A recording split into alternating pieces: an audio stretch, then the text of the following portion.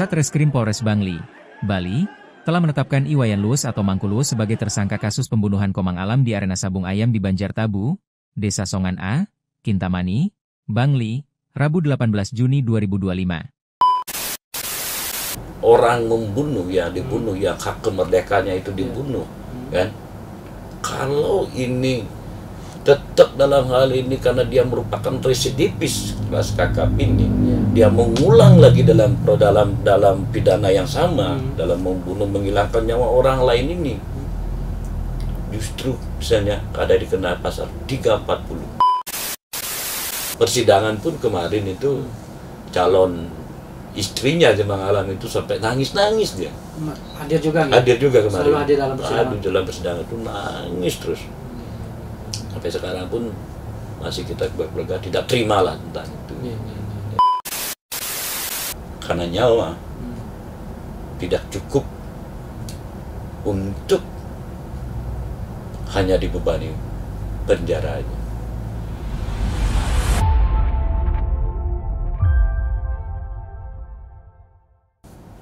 Om Swastiastu. Om Swastiastu.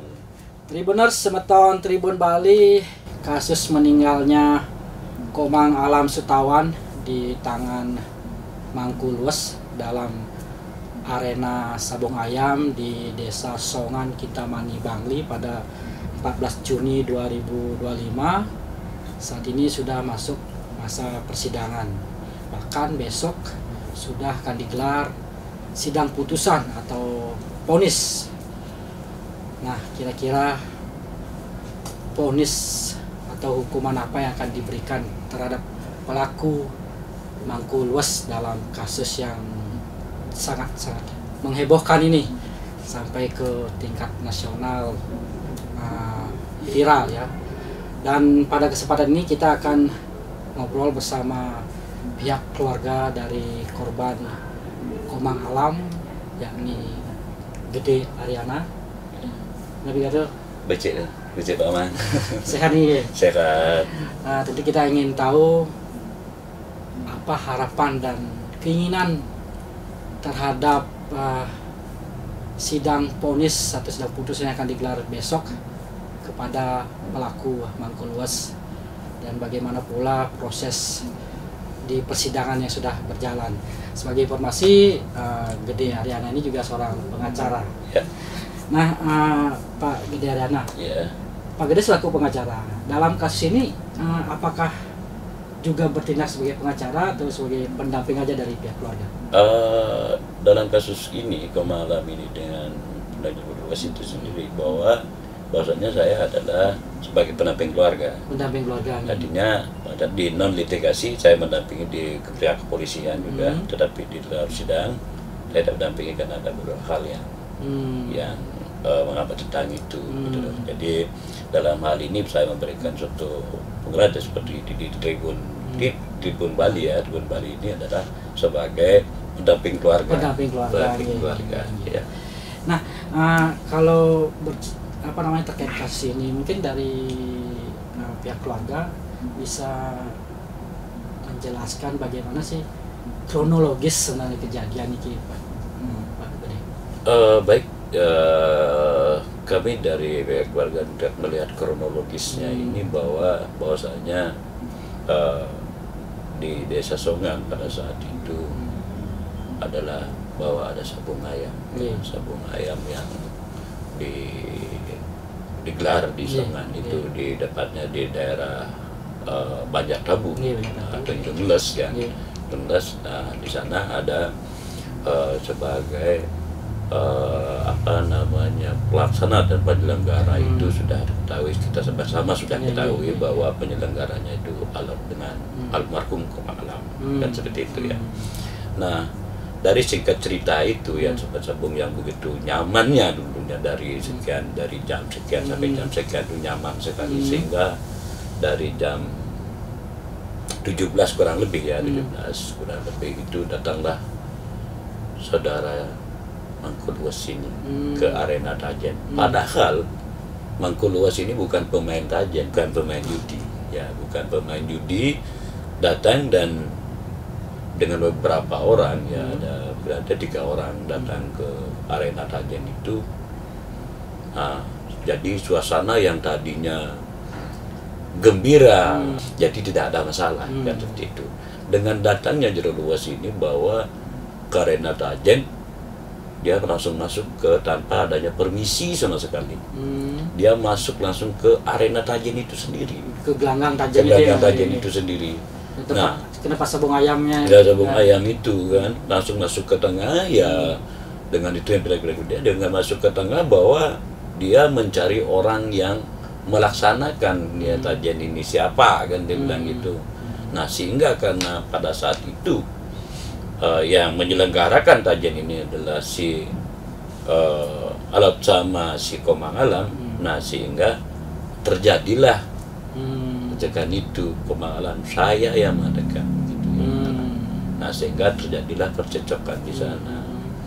Terjadi percecokan di sana ya udah begitu cepat ya, begitu cepat, dan Mangku Luas sudah datang membawa pisau itu yang masih ditaruh di dalam tubuhnya ini, dalam tubuh yang di pinggang kan, di depan itu di dalam ya. Akhirnya terjadilah pembacokan ya, perkelahian itu terjadi pembacokan. Dari pembacokan yang pertama mengenai perut, ya Komang Alam.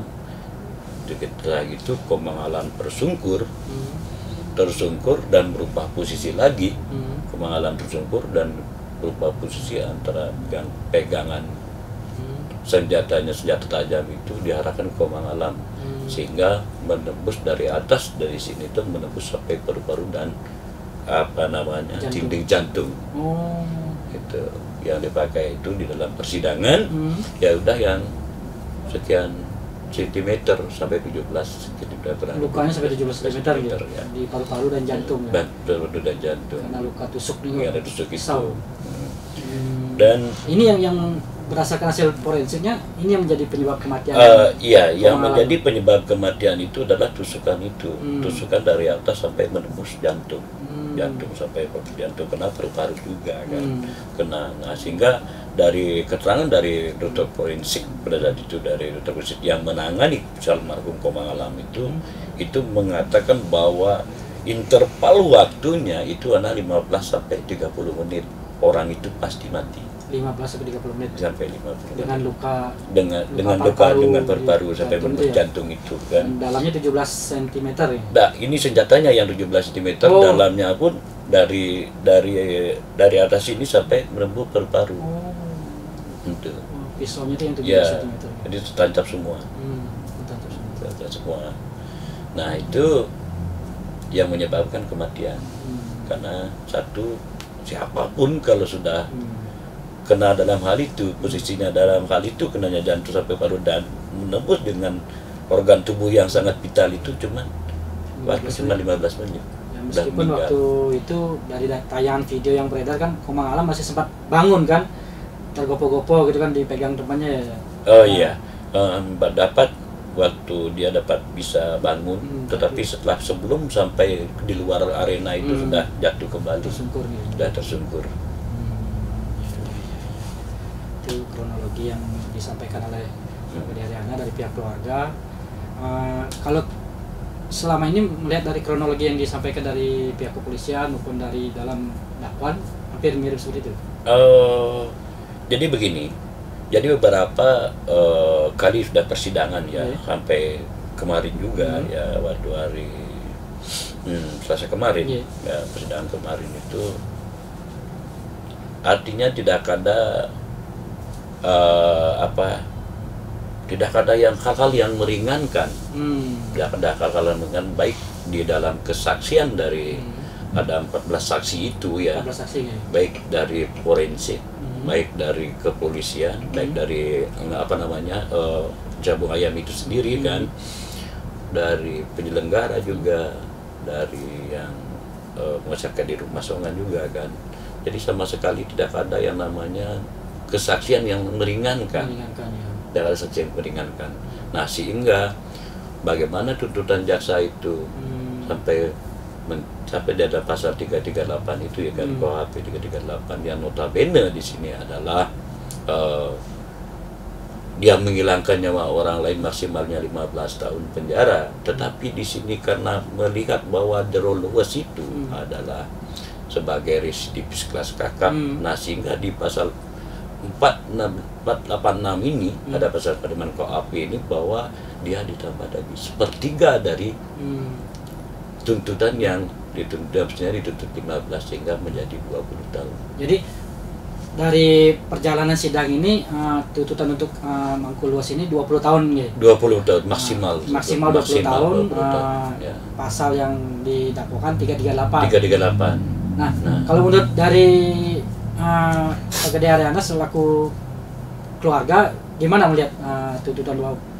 pasal 338 ini dan hukuman 20 tahun penjara ini? Kalau kita bicara masalah pasal ya, dalam pasal tuntutan ini 338 itu sudah maksimal sekali. Tetapi kami sebagai keluarga sebenarnya belum puas dalam hal ini ya. Karena gimana ya, yang namanya orang membunuh ya, dibunuh, yang hak kemerdekaannya itu dibunuh, kan?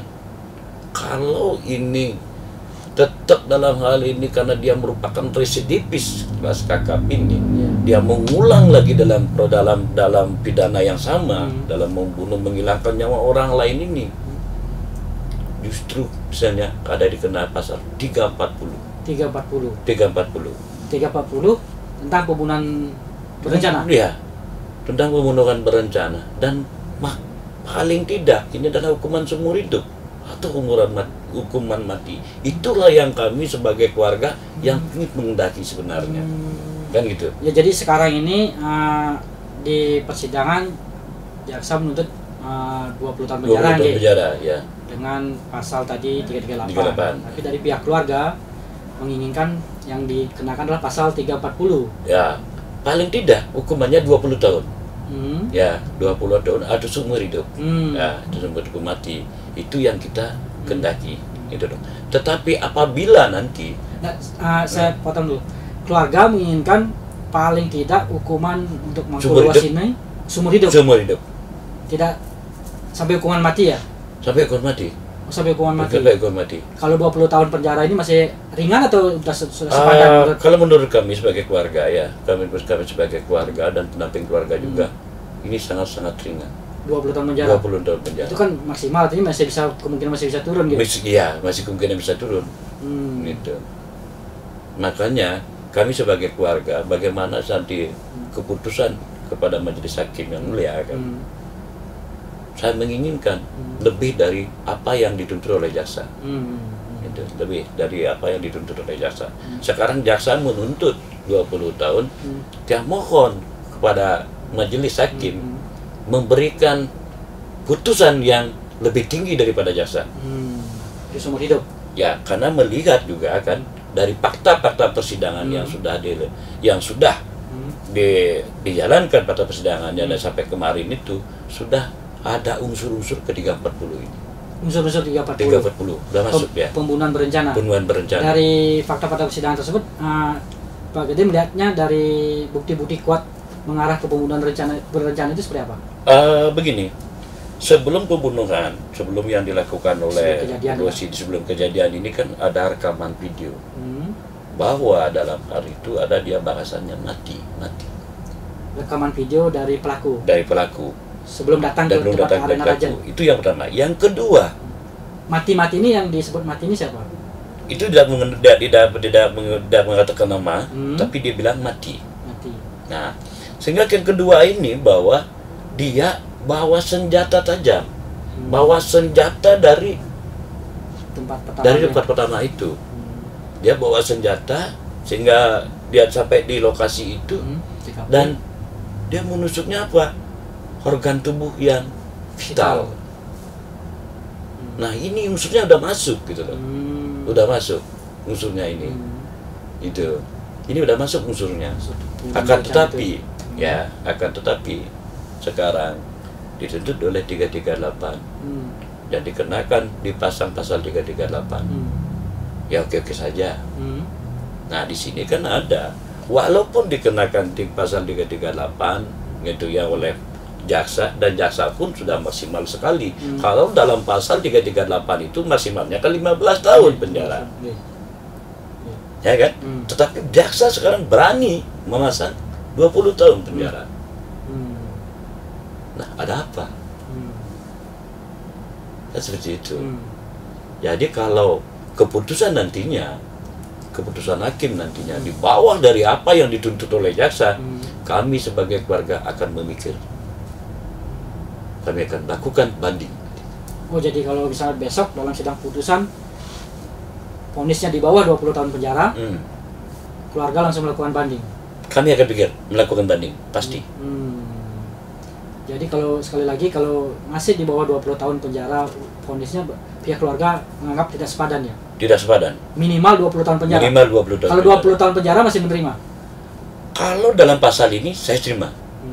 Dalam pasal 338 ya, yang notabene 338. Pasal 20 tahun ini yang dikenakan nanti di keputusan oleh hakim Raymond dengan apa yang dituntut oleh jaksa. Menerima. Menerima ya, kalau 20 tahun penjara ya. Gitu. Saya menerima. Tapi kalau di bawah itu tidak menerima. Kalau di bawah itu banding, bukan tidak menerima karena itu adalah keputusan ya kan. Tidak menerima, bukan tidak menerima, tapi saya akan banding. Banding ya. Banding, tadi sama juga kan tidak menerima kan. Gitu. Nah, sejauh ini apa usaha-usaha upaya yang pihak keluarga lakukan ini terkait sambil menunggu sidang putusan besok ini? Upaya yang saya lakukan, adanya keluarga lakukan sebagai saya adalah sebagai pendamping keluarga ya. Di sini saya sudah bersurat ke Pengadilan Tinggi, ke Pengadilan Negeri Bangli, dan tebusan di Mahkamah Agung sama Menteri Hukum dan HAM. Itu yang saya sudah lakukan, bersurat itu agar tidak nanti dalam melaksanakan keputusan kepada hakim itu agar setimpal dengan apa yang dia perbuat. Gitu. Apalagi itu kan ini bahwa si Jero Luas ini yang tampil adalah sebagai terdakwa ini bahwa dia adalah residivis kelas kakap.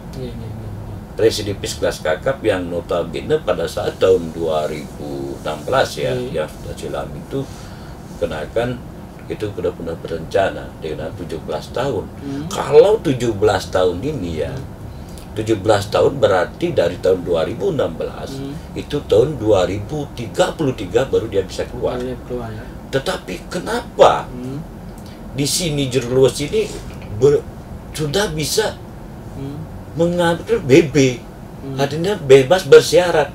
Padahal dia bebas bersyarat, dia bebasnya di Januari, tanggal 14 Januari tahun 2024. Ya, bebasnya. Nah, sehingga dia masih punya 8 tahun. Tapi kan katanya dia sudah menjalani setengah dari hukuman itu bisa bebas bersyarat. Sepertiga ya, bebas bersyarat, ya kan, bebas bersyarat. Tetapi di sini kan memenang residivis kelas kakak, pembunuhan yang direncanakan, tetapi BB-nya sudah bisa keluar. Itu loh. Sekarang bisa perlu juga media kan, perlu juga media bahwa menelusuri BB dari hukuman 17 tahun yang notabene sudah dijalani 9 tahun. Kan begitu. Dari tahun 2016 sampai 2025 padahal dia masih mengandung BB. Ya, sudah melakukan lagi pembunuhan, menghilangkan nyawa orang lain. Kasus serupa kan. Nah, jadi di sini bahwa BB itu gagal dia. Gagal BB-nya itu kan, gagal BB-nya itu. Ada penjaminnya sebagai pasti penjaminnya itu ada, karena di dalam dia minta BB itu bebas bersyarat itu harus ada penjamin. Dan ini sempat terungkap dalam persidangan kemarin. Dapat terungkap bahwa sebenarnya BB yang sudah diemban oleh Jero Luas itu ya, bahwa hakim di negeri Bangli sama sekali tidak tahu dan jaksa pun dari kejaksaan itu sudah tahu bahwa Jerodo Sidik sudah mendapatkan BP. Nah, sehingga hakim dalam persidangan pada saat itu 2 minggu lalu bahwa mengatakan bahwa BP ini sudah gagal. Gitu. Nah, nggak ditanya bahwa itu Jerodo ditanya sama yang oleh hakim, apakah Anda melaporkan bahwa Anda dapat BP dari sini? Sekarangnya tidak. Jadi tidak ada pemberitahuan bahwa Jerodo itu sudah BB, adalah bebas bersyarat itu. Nah, sehingga dalam hal konteksnya ini ada yang bilang di media ya, media ada yang bilang 2 bulan, ada yang dibilang kan baru 2 bulan sudah melakukan hal itu. Tapi tidak, karena pada saat keterangan dari Jerodo itu bahwa keluarnya dia itu di tanggal 14 Januari tahun 2024. Berarti sudah lebih dari 2 bulan ya? Ya. Sebelum kejadian itu? Ya. Karena kejadian kan Juni kan? Jadi di sini kan tidak bisa memberikan efek jerah sebenarnya, gagal dalam efek jerah. Gitu dah. Jadi sebenarnya orang yang masih BB, masih hukum bebas bersyarat ini sudah melakukan lagi pembunuhan itu. Nah, dari kacamata hukum, dari Pak Gede kan selaku pengacara juga ya, terlepas dari pihak keluarga Kemang Alam, kalau dalam kasus seperti ini orang yang baru bebas bersyarat terus melakukan kasus serupa lagi, itu akan memberatkan hukuman nggak?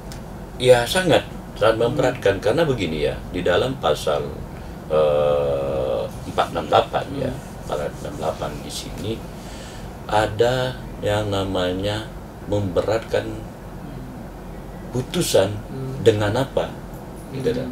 Dengan di sini dia membawa bahwa dia sebagai residivis kelas kakap melakukan pembunuhan berulang dengan sama dengan menghilangkan nyawa orang lain. Ini sangat memberatkan, 1/3 dari keputusan itu ditambah lagi. Kalau misalnya di dalam 338 ini ada keputusannya 15 maksimal, ditambah 1/3-nya lagi, berarti 20 tahun. Gitu. Tapi dalam persidangan kemarin kan bahwa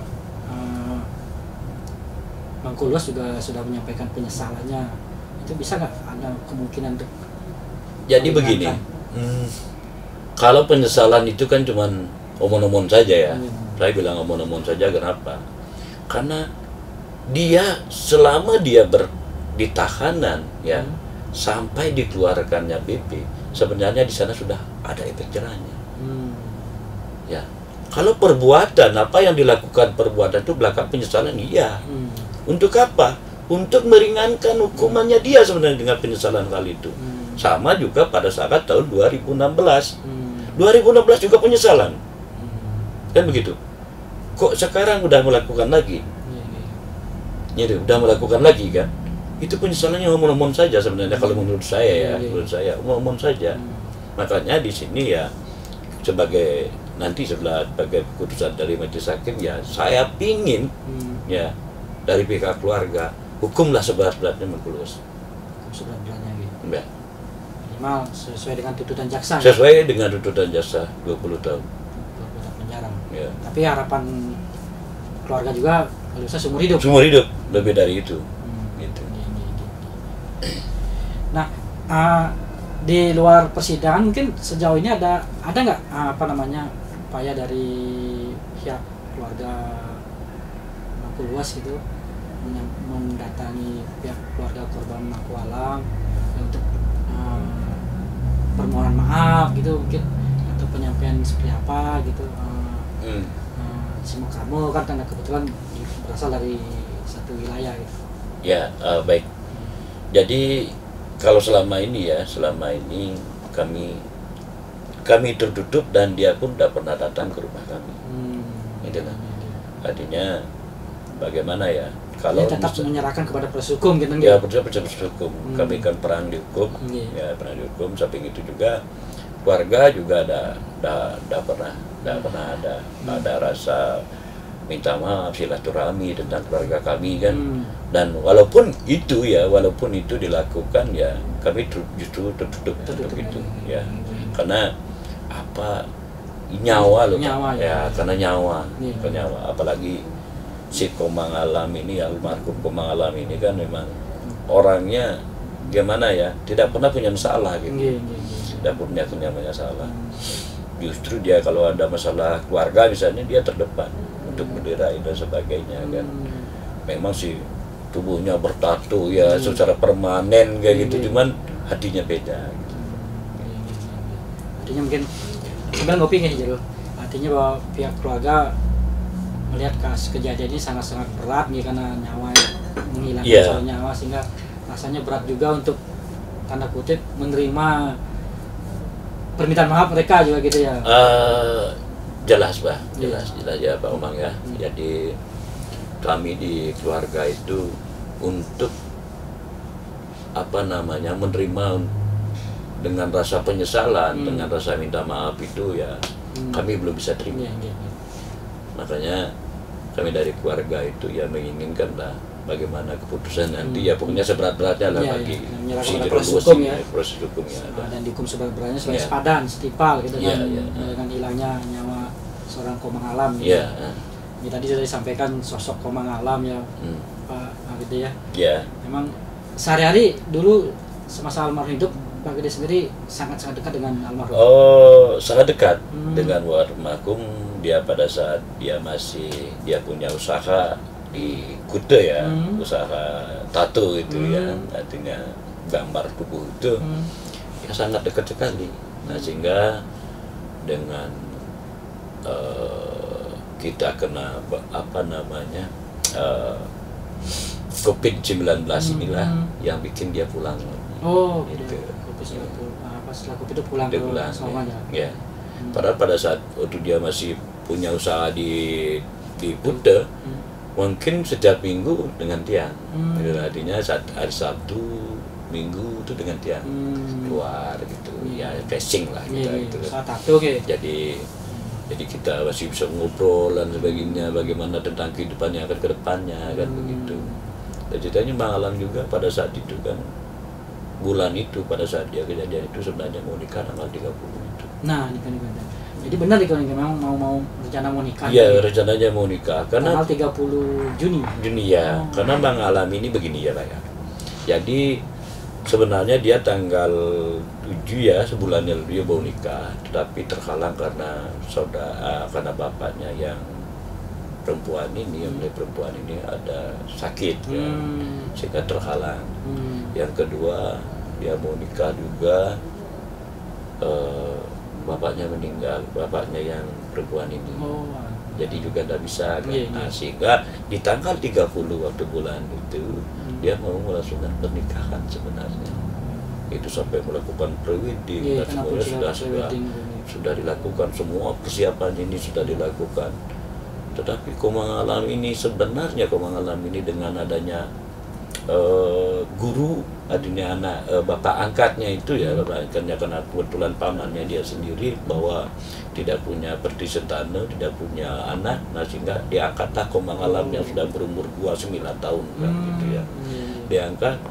Tapi padahal ini mapan sekali, bapaknya mapan, seorang guru juga kan dulu di SMP, dia mapan, tetapi Komang Alam tidak mau dalam artian untuk biaya semuanya itu dari bapaknya, yang mencari sendiri gitu untuk biaya hidupnya itu gitu. Kesehariannya di Songan Komang Alam kegiatannya apa? Kalau kesehariannya di Songan Komang Alam ya salah satunya tadi sebagai pengaman di arena, yang kedua bahwa Komang Alam itu adalah driver jeep. Driver jeep juga pada saat itu dia juga ikut driver jeep juga waktu itu. Hari Sabtu dia ikut ngantar wisatawan ke Sunrise-nya. Iya. Sedikit lagi Pak Gede, sebelum kejadian itu di arena Tajen pada 14 Juni terakhir Pak Gede sempat berkomunikasi atau berhubungan dengan almarhum Mang Alam? Pernah, karena 2 hari sebelum Komang Alam seperti itu ya kan, di Gunung Orai Luas itu Komang Alam 2 hari sebelumnya kan dengan saya sendiri bahwa itu mengantar paman meninggal, mengantar paman ke Setre. Nah sehingga dapat cerita. Biasanya Komang Alam dengan tiang ketemu itu karena dia pada saat pulang dari pasar juga, dia sudah ada beda gini gitu. Jadi sudah ada firasat yang beda gitu. Saya sampai bertanya bahwa kenapa Kemang Alam seperti ini ketemu saya sendiri. Nah, sehingga saya nyapa, "Mang, kenapa sih kamu?" Kan. Nah, dia ternyata berpikirnya setelah cerita dia berpikirnya mau nikah ini duit masih kurang li kan, gitu kan. Sebentar, seperti apa Pak Gede lihat firasat tadi itu yang berubah dari yang berubah dari malam biasanya kalau ya satu ketemu dengan saya itu dia bahagia gitu. Yang gembira dia gitu ya. Gembira, pokoknya cerita segala hal dia cerita gitu. Kebiasaan dia sehari-hari itu dia cerita begini-begini dia bilang gitu. Nah, setelah itu tapi waktu itu mungkin agak kayaknya agak tertutup gitu loh, agak tertutup dengan dia gitu. Dengan saya sendiri tertutup dengan dia. Akhirnya cerita, "Li, saya mau nikah dan begini-gini tapi masih kurang duitnya." Dia bilang gitu kan. Dia bilang kurang duitnya. "Oh ya Mang, gimana Mang? Bapak aja tak kasih itu gitu kan." Bapak kalau dia, "Ya Mang, biar kita aja sendiri beli." Dia bilang gitu. "Oh iyalah, tanggal berapa kamu udah 30?" Dia bilang gitu kan. "Ya pasti kan dapat kok. Banyak kok gini dia kayak gituin ya. Ya udah. Ya akhirnya tidak jadi juga pernikahan itu gitu. Udah berapa kali pernikahan ini udah mau dilangsungkan ya ada aja masalah gitu loh. Ada aja masalah pokoknya. Jadi ya masalahnya dari sini, ada dari keluarganya sakit sehingga bahwa calon mertuanya itu sampai meninggal kan. Jadi shock lah. Dan dalam persidangan pun kemarin itu calon istrinya Kemang Alam itu sampai nangis dia.